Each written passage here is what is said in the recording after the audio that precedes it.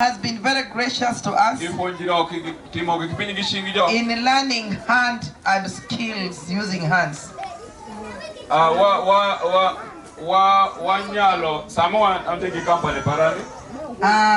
has his own company. He is with 5 people. What you can share? And they are working together. What is the plan? They have a plan. Well, they have a Joniki Chani. Oh, they have a plan. Okay, we have a plan. The Joniki Chani of opening a training center in Pajuenda. Maya coming out of Fonjeri Pajuenda. So when we are set, we shall call you. You come and take up. So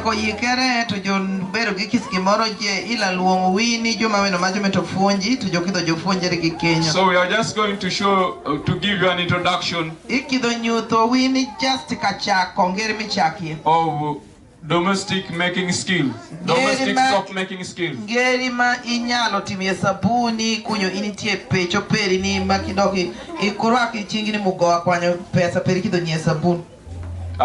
In future,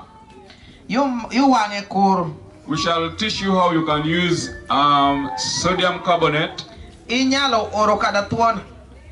to make local soap.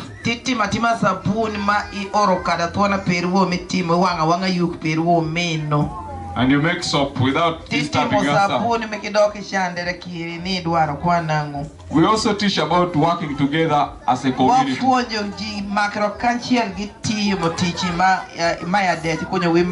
There's what we call adult literacy. How do you work with others in the community?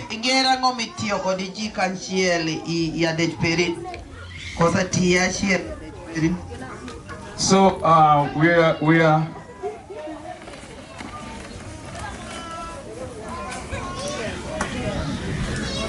as I told you,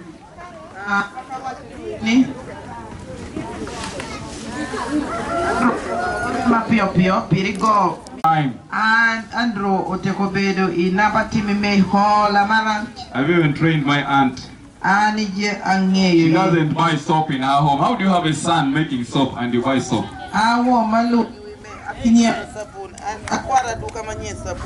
She makes enough.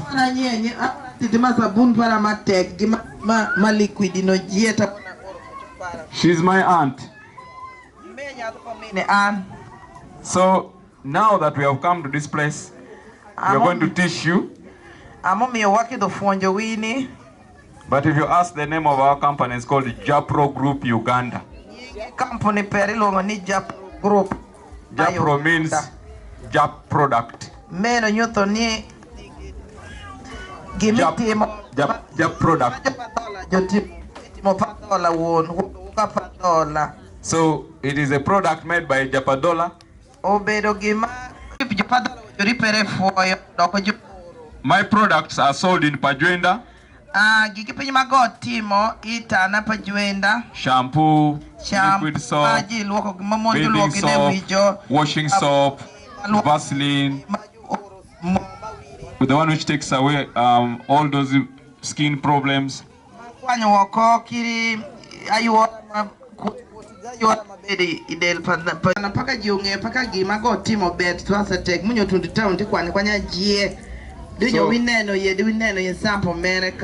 But when you call me, we shall share. Now, making soap is one of the simplest. Yes, you have where will me pack swatek take to some to fully amazi. Walk one with me way.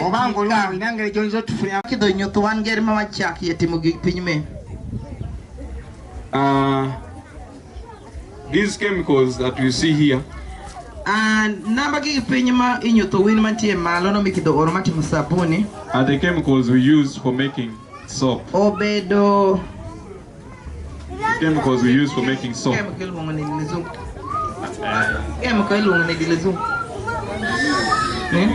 Oh, kono girarua wakido oromati musabuni. Now I had made some small notes to guide you. Go otweyo matindo tindo pakineno twe kavera matindo No, tindo. I had notes. I had Wonyali timonedi wonyali konyi. I had written some notes. Go ido tieko ondiko ye pinyi kiki pinyi moro. But because of time, Toru sawa. I'm just going to give you the key things. Onyo go kido miyo win practicals mera in. Now, the first thing you have to do when you're going to make soap, Gima iri perti mana pena kiki do timo sabuni. you observe the safety of your life. Iri pere gwokro ki swam. Piri gima obedo gima geri manyalo neko dan.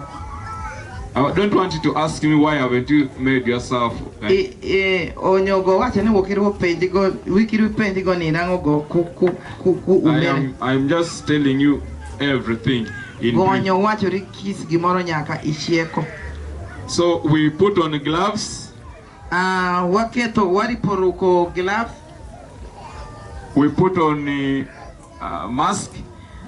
Iri pere umo dokini umini pirigi meduny akago obedo gimageri. You put on goggles. Iri pere keto galawindi to nitie kobero galawindi makisindiri. Nitie galawindi mi oro tisano inyalo oro kingo gini nyalo oro makisindiri. You make sure you have a long sleeved shirt. Akado kiri pere konanga machinge bor. And then you have a gumboot or a shoe, Iri pere bedo gi mostly a gumboot. si iri pobedo gi boot si iru ko boot si Don't make soap when you have a short. Ikiri tim sabuni mekini tie gi pale machek. Because one of the soap-based chemical Nyaka chemical mama oro mema gimiti mugini sabuni magiri. It's called caustic soda. Iluongo ni caustic soda paka nyinge wacho. Caustic soda is caustic soda.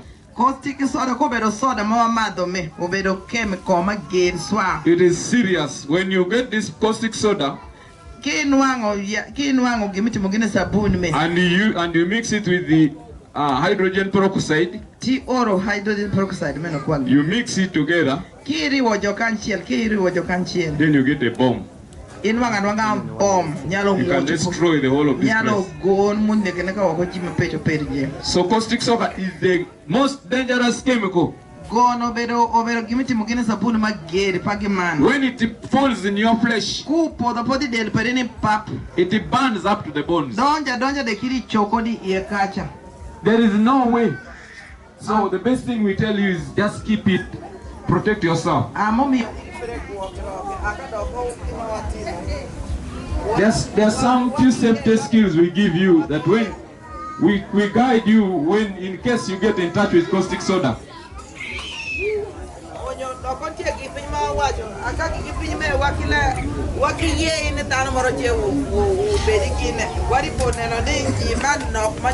Make sure you have plenty of water when you're going to make soap, so that if caustic soda falls in your hand or anybody, any part of your body, you apply water immediately. If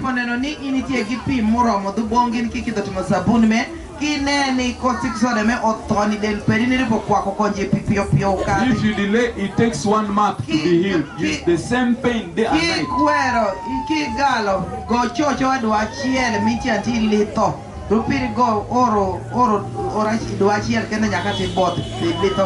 Then we have palm oil.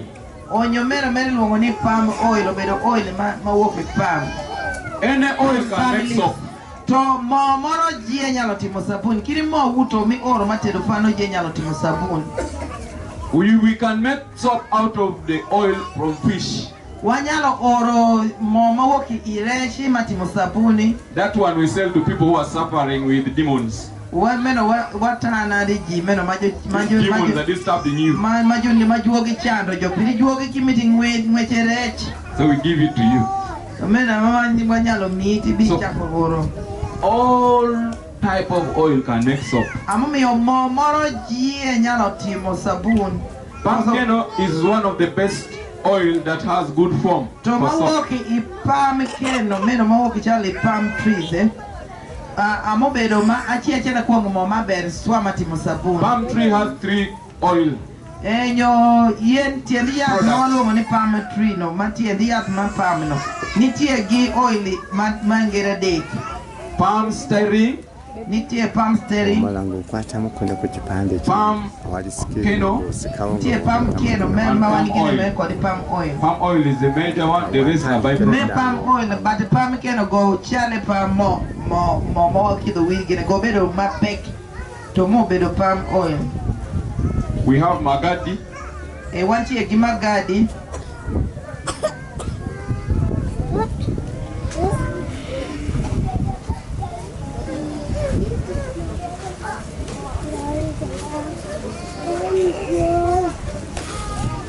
We have sodium silicate. Me no bill woman sodium silicate. Nyinge mere wala konjere muku.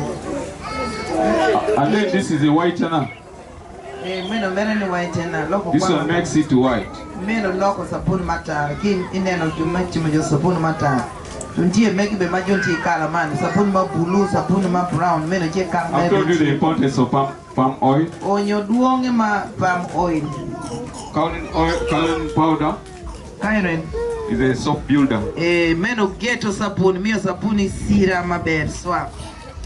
And see sodium silicate. Meno be sodium silicate. Together with soda ash. Kodi soda ash meno buru. Chale pa buru. They do similar work. Jotimo tichachiel. So for today, because of time, onyoro sawa konon me. These ones are boosters. Meno nyo medo sapuni meni. And today we are just going to do something small. Wakito timanyaka matikende bedido sawa nitiede watimo makidano je dogi sabuni pecho pere konon me. For you to make soap, you need some few equipment, some few things. Beside the safety measures.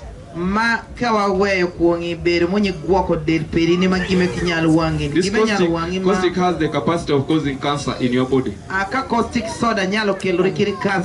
if it is not well used, you can end up with the skin cancer, lung cancer,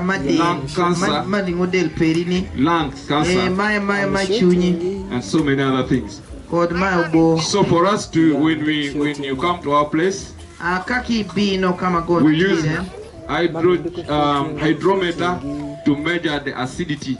This we use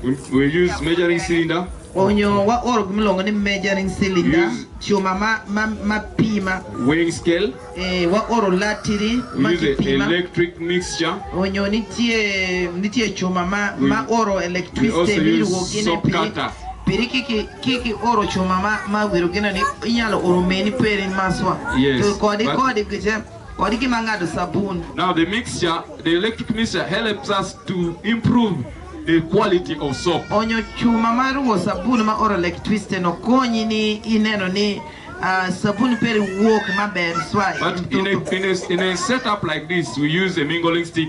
Onyo iwaka wakido oro liki aldikuon amakido oro clean stick. Kosa luth maro je maber makinya kelo ruwa kochi I sabuni wakido timo. Now, those who are here before, I told you how you can prepare caustic soda. You can make the liquid and let it cool down. Then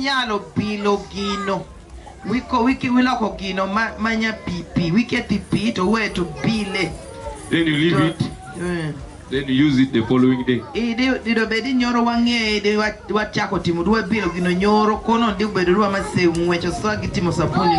told you, they told me to help. When you want me to just want you to be a timo. Pama o me. Wango garlic, you know. Go idokiraj, kitako mixing, iluoko alikino. So take care of your life Ami guokere swa del perini kuongi kem cosme. Now, nitindo wiki ye nitindo geme ro piri gume gi chala chumbi. Dana nyalo keto chumbi I fufa kosi chiemo. To kere keto rigi butwa in. Ami obedwi ni munyo wi guokere swa. So what we do, we are going to take measurements. Onyo wakido kipima ye, wakido kipima. I am going to use assumption because I don't know the grams here. Gonyo okwa grams go kwanyo ni latira di mantie ka kosa grams di mantie gi pinme. Pere go ko woto gi chuma pere go ido kungeyo ni wala timu sabuni me. Yeah, so I'm going to guess a pastor told me this thing is onyo pastor o wachere go 3 kilos. Romo kilo a day. We call it kilos because that's what we do in soap. Waluongo ni kilo pirimeno agima butokmo. We measure all products, all chemicals in kilos. We use kilos. So even if it's a liquid, we say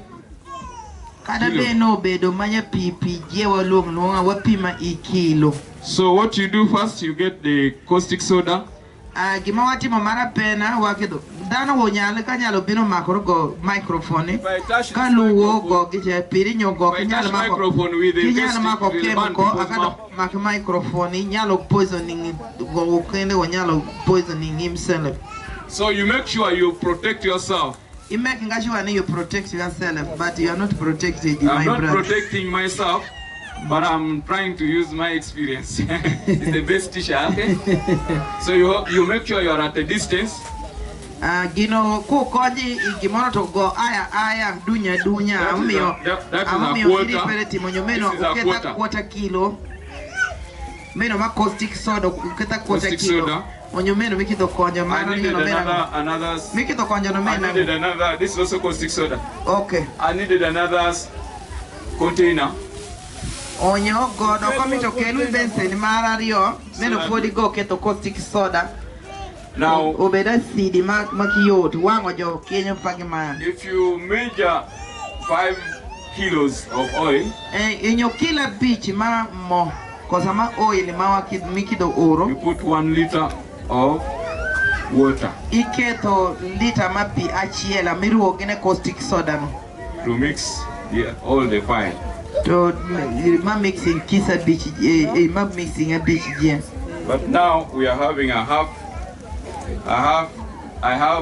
kilo of caustic soda. Of caustic soda. Onyo a half kilo ma caustic soda. That's my water. We can measure. This thing is a half liter of water. Shupano meno nyuto wani meno a half kilo, a half liter mapi. So we're going to measure everything you're using for making soap. You have to measure. Kisi gimoro jemi oro mati musabuni ilipo kipima aganya ko wokumotire. That is why I always ask the people which quantity do you want us to make. Amomi yogo kame to timo sabuni fonjo jipenjo jini kilo mano minedi mimi to ni watim kwanyoko nyak kilo mini gine jie nyalo timo sabuni kwanyoko ammi ine ni pima. Nyomeno go pima a half kilo ma wokonji I caustic soda manene okonji bensen cha. So when we pour this water to caustic soda, it becomes hot.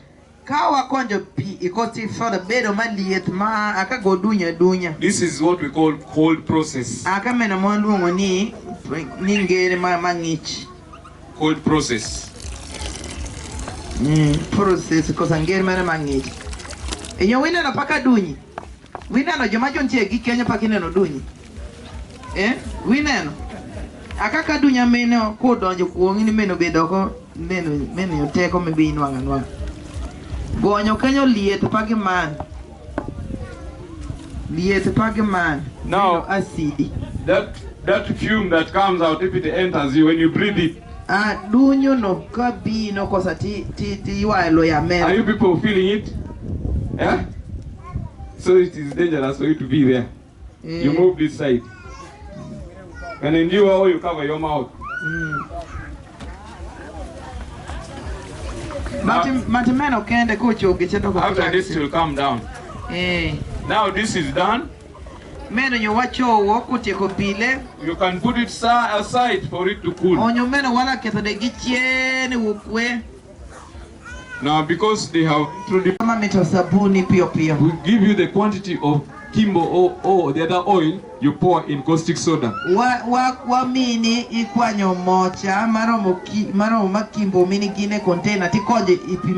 Because the boiling point of this oil differ.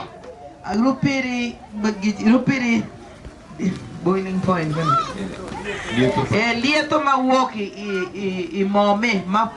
the other one we pour there. The other one we pour there to reduce the level. The temperature. But if you pour palm kernel there, it holds very fast.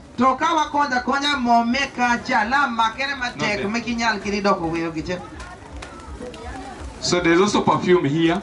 On your perfume, no, ntie mawalaga, amina ni sabuni ngwe cool. Many or perfume, poker. Perfume ntie ma obiti, mantie gi ngwe chama obit.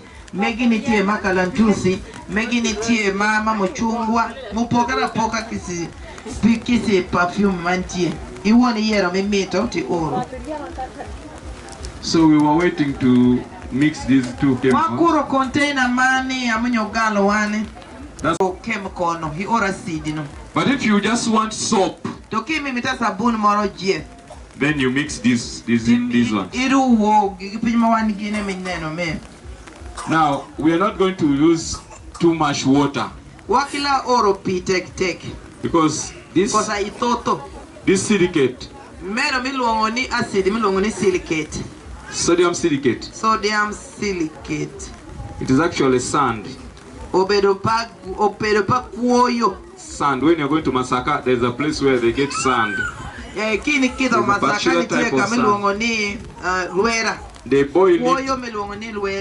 boil it to certain temperature and mix it with another chemical and they produce.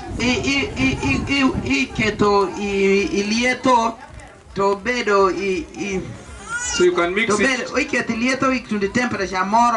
You can mix it with soda ash. But for today, for the sake of quantity, I don't want you to blame me after making this soap.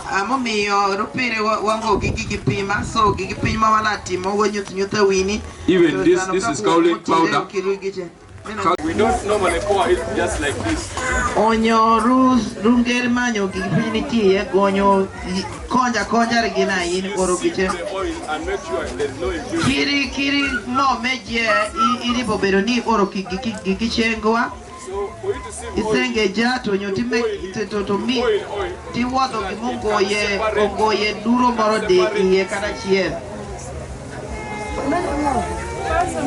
You use the palm oil and all of it is palm oil. Men one on the palm oil. Palm oil is go or conjo when you take mixing it, or take ruo. Kaolin what? Kaolin what? Kaolin powder. When you go take kaolin powder, sodium silicate, sodium ash, when you go medo ginango. Palm oil amunyo go konjo. When you palm oil no akwane go keto palm kernel to keto palm kernel. Onyo meno kila di. You discover that there are some things you'll get black things, but onyo momo wani palm kernel me ido kukulo ni teteki ido neno pemegi teki pima chochol iye. Tisano meno. At this level you can even touch. Onyo ihola meka watia kuruogi kipinyo to waketo palm kernel me. Inyalo kirigeo gichingina ungo tuo moro jema nyalo maki. Now the sodium silicate is going to help us together with the oil to reduce the boiling rate or the temperature of caustic soda. Onyo gigipinyo moro wimeje. Mina no goruo ibense ni no marariono. Amakedo duoko chieni gero manti acid manende waruo marapena mereme. It is still hot. Ineno paka konjo gino fodi lieta okonjo enyineno nyokido makere wijuma wichie bor wiki ya neno Kisano go kido makera to timo mate kunoko sabuni. Poto. Roma ki keto chumbi ki nyakite do fufa mami iteno gi chumbi. Kosa kifulgo itero chuma tinto katwa ki chieki gine to mako chumbi maber. Onyo me wantie gi perfume mangwe paka gi mochung nimo. There are like 3 levels of lemon. One tie gi badala dek ma perfume ma nimo. So when you go, you ask for the one you want. Kiki do iwajo mweje maberi mangweri cool. Lemon zinc is the best. O wati ni lemon zinc kosa nimo ma zinc era maberi swa mangwete tek. Meno rigo to ina peri nyalo bedo man. Onyo gicha ngeri mi keti bedo ri in mitimo sabun kimi to mangwata tek di iketo perfume maromo to kimi to mangwe kenyo ibi keto manok onyo go kido keto gichulo no angwen isabun mo kido timo kono ni mere nyo la romo. So I told you I first want you to see the soap without the container. Onyame to ne kuto wela neno sabuni mawa kiketi e kala matar. Kosa rangi matar. Kimi to wiro ni sabuni mo bedi matare go timo neni go la keto ya keto gise white nano. Onyo medo do wataro wa sabuni ma brown. Manende waru mara pena chama de tarasha suwa.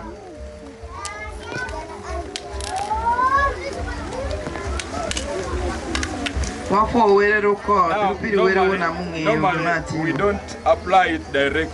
Onyo maloko kala maloko sabuni matane wake koja titi mix it with little water. Iri pokotoru wogichieni ki kopo ipimoro nyaka matin. Any chemical, any powdered thing that you think can dissolve in oil, you mix it in oil.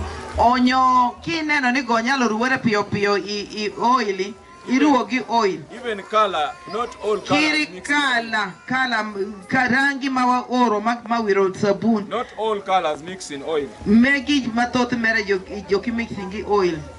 So let's jokiru were kodi oil. Amo minyonyo wakido oro pi. Wakido oro pi makutoru wogo wolokere manya pipi yakatu waketo. Nene nyogo ora chinge. Onyo manti besen mo waka onyo pota panyoka moth. Anero nyo meka de nyodano kel kikopo pere to wakonjo go nyanyala madho nyoka mere. Wanyo ko nintie ye acid amo miyo wake nyal mito madho. Now we don't mix it in oil. Onyo wakiru gigi pinyime kodi oil. Because the mixing level of oil is low. Water is the best mixture of oil. Kawa oro moma oil manende no mama ruo gigi pinyime galo gigi gonyi rock. Piripi amobedo obedo ruan chiechele kuongi ma wanyalo oro ma wiro ruwa kala me pio. Ineno nyo gini chanyo makara maka nyo wachie gini chako konjo i container no. Mudongo mawala kiti igite. So the soap is complete. Onyama sabuno tiekori kiri rumo dai. Now when you are going to put soap and leave in any other container rather than the mold. Onyo niki kido konjo sabun. Kido konjo sabun they can wash. Somebody can wash for us. Don't use that. Don't use that, there's a chemical there. Kido oro container maketo sabun. You use two things. Oro gigi pinyario. You use the oil. Oro pakineno nyimanyo tedo keki jokoto juketo joruo blue band container ne wokiru moki apakineno ne wabe kawa kido timo sabun wadi pere kutoketo be oil ye kenyo because when it comes to removing kutundu sama kwanyo it can refuse to come out. Nyalo sabuni nyalo kwero nyalo yana tuatu ye kenyo to kwero timune to kwero wuok to kikonji ye moko sa oil go bedo lokere maseu kwanyo woko go iya mold onyo mold mago nyuthi ma plastic me go kadi timne de go woka to mate ki paka benze ni kosa go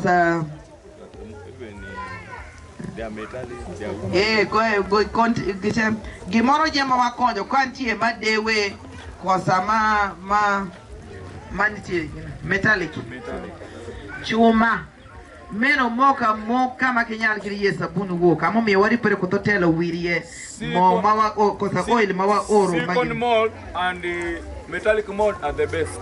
Onyo go wacho ni silicone mold meno ma plastic. Yes. Inamba mecha namba mo kido oro no mena ma bera swa aka meno imal ineno sabuni mo nginere maber ma maro nyio ma ngwe kur I oro namba gi pinyino I factory mi oro molds iluongo gi pinyino ni molds bedo gima mi oro mi pima gine to nyaka wuodho chiep ma sabun maber kimi to sabun matini bi oro mold matin kimi to mombo bi oro mold mombo onyo kiri meje wanyalo ido kana nwango box jeto wakonjie dikini bi nwango no moka box wo me waketi ye when you use your hand, this is what happens. No go oro chinge onyo chinge umakara maka matara even with the color. Ineno kiri kala jie dong chingin meno nyuto ni meno juu beda CD ami yo kiri pere bedo monyi don't just touch any chemical. Amo mi yo ikiri pere maka chemical moro je kishale meno kosa CD. It can cause cancer. Because nyalo kahongo kado inyalo nwango cancer. And cancer is insurable. Aka cancer kichangi. You can just now, pour direct. We are going to pour. Onyo wikido neno pake konjo. We use some ladles, some specific ladles. Onyo nitie kijiko mi oro mi ituomo gine kamo keti yeti konjo. Gima nyotieko makere nyogo kita bedo matek. These are molds of around 250 grams. Onyo meno ni molds maromo 250 grams ma 150. It's going to take only 75 grams, 750 grams. Kido oro sabuni no piere biruga beach kende grams ma piere biruga beach kende. It is now like porridge. Ineno nyopaka nyomakara maka moti. Dikini dano jentie gisabuni maber makini nen.